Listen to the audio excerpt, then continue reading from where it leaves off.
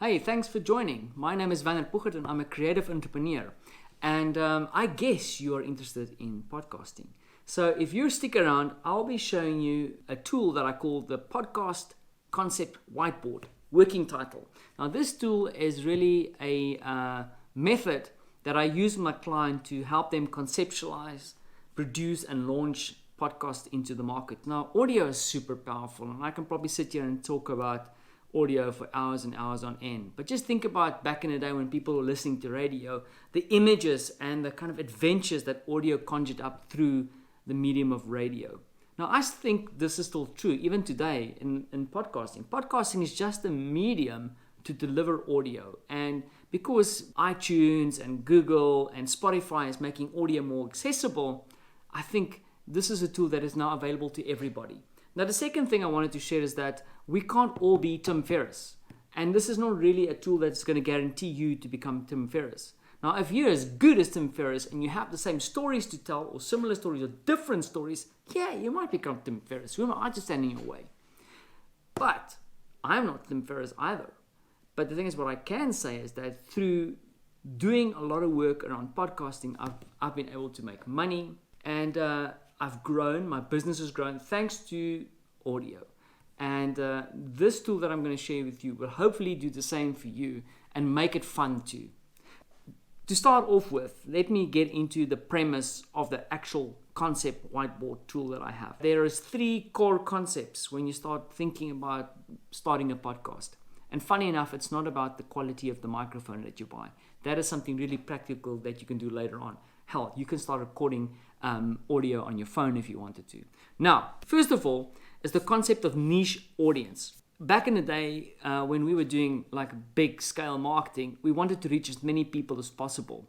In marketing today, because of the technology we have and all the tools we have, you really want to get into the real niche of your market. Who are the people who want to hear from you and the people that you can talk to easily? The second thing is asset. Think about Tim Ferriss. His asset is not a podcast. He's got books. He's got a whole platform of which a podcast is only a part. And you have to think about what is the asset you want to build. So for example, the asset I want to build in one of my shows is to really try and build my business. My business is the asset. Or perhaps I want to write a book. The book is the asset. And then finally is the story that you want to tell. What story are you trying to tell your audience? What story are you trying to share with your audience where they can also share in your story? Okay, cool. So I want to quickly show you the Podcast Concept Whiteboard tool. So here you have it. And just to clarify, at the moment it is in the form of canvas. I like to have a big canvas on the wall to map out things, or maybe copying it into software like Mural, or even like I'm going to do now, make notes on it on my iPad. So, but feel free to copy these things off and maybe just make a Word document, whatever works for you. The concept remains intact. It doesn't have to be a canvas. I've mentioned the 3 elements and they sit here on the map here. So you have over here your minimal viable audience, your asset that you want to be building for yourself, and then in the middle, the story that you're trying to tell. On the left-hand side, you have all your audience elements. On the right-hand side, you have your asset stuff. And in the middle, really a few more practical things around the show specifically. So the closer you move to the middle, the more practical you get. First thing you want to do is, I spoke about niche audience, is you really want to identify and write down who is your specific niche audience. Write it down. Write down a description of that audience. And so, for example, when we started Block Thinking, my personal podcast with my co-host Jonathan Gull, we knew that our audience is designers. They live and work in Central Europe. They can speak English, and they probably live in Warsaw and Krakow and those areas. And we really went very niche with our audience initially. Second thing is trust and attention. Is why do you have access to them? In the example of Block Thinking, of course, both Jonathan and I move in the designer circles. We attend events. We know people. We've spoken at events. And then why are they eager to hear from you? Is something else that comes into play when you think about trust and attention. That was 2. And then number 3 over here is like, why do you have a head start? What is it that I can offer my audience, and how can I serve them in a very unique way? The other thing is also to ask yourself, do they deserve to hear from you? And I had an instance of this with a client of mine before, where she wanted to serve and help and assist people who fundamentally at the end of the day didn't really want to hear from her or didn't trust her. So really think about, why do they deserve your generosity?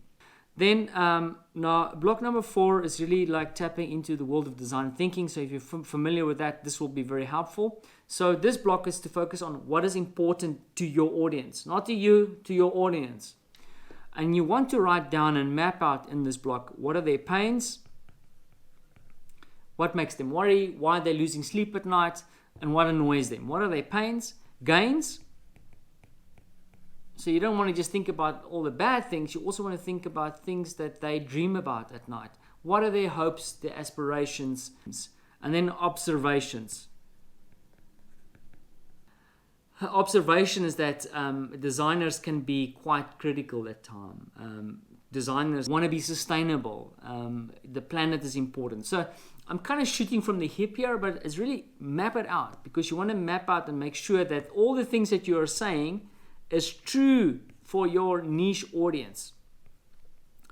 Now, the final part of the audience thing that I want to map out is, and this is the important one, is value.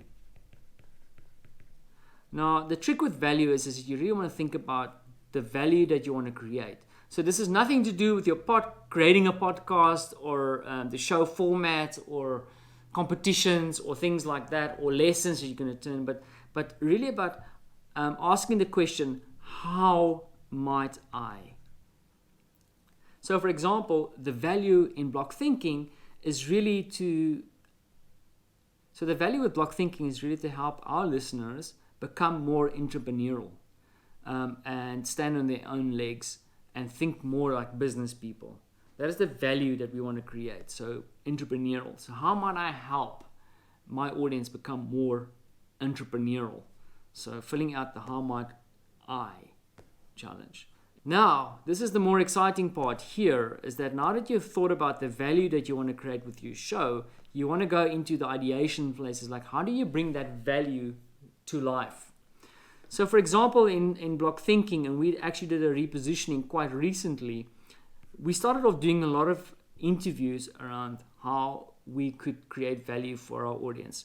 And we soon realized that the value wasn't really in the interviews. There were too many other people doing interviews. So what we started doing, because we were entrepreneurs ourselves, is that we actually changed the format of the show to actually reflect our own stories. So one of the ways that we are trying to bring the value of our podcast to life is by telling our real, authentic stories about entrepreneurship and in sharing the things that we've learned along the way. And that's been really beneficial for us. So really thinking about here, how can you practically bring the value to life? It might be through interviews, it might be through book reviews, it might be through teaching, whatever that you want to do in your podcast, you want to map that out over here. How do you want to bring your value to life? Now we're going to talk about the asset thing, the business part of your podcast, and how your podcast maybe fits into your business. What is the job that your podcast is going to be doing? Now, for example, in my case, and for myself and Jonathan with Block Thinking, our podcast is really for us to gain access to clients. And in fact, it's worked. I've had speaking engagements, and Jonathan has won business thanks to our podcast. So we really want to grow our business. And more tangibly, we want to win new clients. And that's the asset that we are trying to build. In the corner here, you've got skills and resources. Now, the mistake a lot of people make with podcasting is that they think podcasting is about getting microphones, cables, interfaces, editing software. That is not entirely true. You can record a podcast on your phone. But when you become more and more professional over time, you might want to start thinking about the resources, like, you might have to buy a microphone. You need someone to help you edit. You need a launch strategy that you need to create. So you need to map all that down. Write it down. This is the skills and resources. Then the next part is partners. Now, sometimes a lot of my clients think that they have to start a podcast on their own, and they have to do everything on their own. That is not entirely true. So for example, in Block Thinking, we had access to a lot of event owners. And we did not use the event owners to do advertising. I mean, that's too simple. And who's going to advertise on a show that hasn't even launched yet? What we use the event owners for is to gain access to a platform, to their platforms, to promote our show. Now, for example, in one of our friends who owned an event in Krakow, we actually went to her event and interviewed all her speakers. Now, we gave her the audio, so we found a nice way to barter for access, but then also we ended up leaving the event with 10 episodes in the bag. So that was a great partner for us. Think about the partners that you might have. Then on the far right, we're going to start getting a little bit more practical around our podcast as a piece of our business. Here, I encourage my clients to actually write down a number. How much money do they want to make? So you have something that you can measure over time. You might also consider like, how much money are you willing to invest, put into the podcast? Next step is, how predictable is your idea of your podcast? How do you want to make sure that someone is not going to maybe sneak off with your idea? So how unique is the format? How unique is the offering that you bring into the market? How predictable is it? Then the other thing that's really important with podcasting is that when you go live, when you do your first episode and you go public, you want to launch as quickly and as hard as possible. So here is really thinking about priming. How fast can you get this podcast off the ground? Now, it might take you a bit of time to do all the planning, but once you're going, are you able to sustain that momentum, and how fast can you get going?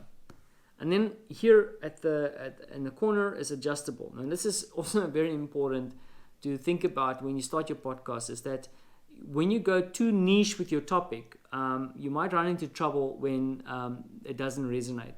And here is just to think about if you have to pivot your show, how easy would that be to do? Then finally, we move to the middle of the canvas, and here is a few practical things to fill out. The first thing you want to do is what story are you telling them? Your elevator pitch. So if someone asks you, so what is your podcast about? Write that down. Now remember, the trick is that you want to gain a listener. So you need to tell the story in a way that you're going to draw people in. So how you tell the story, practice it a few times, write down the story that you're telling the audience. What story are you telling them? And then how will you find them? So this is just to help you practically start thinking about how you will have access to them in a practical way. So of course, with block thinking, we had access to the audience because we are part of the audience. But then we had to start thinking practically, how could we do that? So we started mapping out, okay, cool, we had access to certain Slack channels, we had mates on Twitter, there's certain Facebook groups that we can launch in. We gain support and we gain access through actually writing those down. And we encourage you to do the same. Now, here is a little bit of a practical trick. You'll see here is 3 blocks. Now, I'm going to encourage you to fill in at least 2 of these blocks. Then you know you're moving in the right direction. Now, this gets a bit closer to the actual format of your show. Now, there are 3 elements here. First of all, does your show or will your show have a unique format? Will it have amazing hosts? Or do you have a really niche topic? Now, for example, in the case of block thinking, our topic is perhaps not that niche, but we do play with the show format a lot. So we go live on Facebook from time to time. We mix it up where we get co-hosts in, which we change the format. And then also we hope that we are amazing hosts. So the idea here is to really think about your show and say, okay, cool. I might not be the most amazing host. I need to slot into it. Then you know that you have to really focus on making the topic really niche, and then you can play with creating an interesting format. Now, this is something that's sometimes neglected with people starting their podcasts, is really, how can you mix up the format?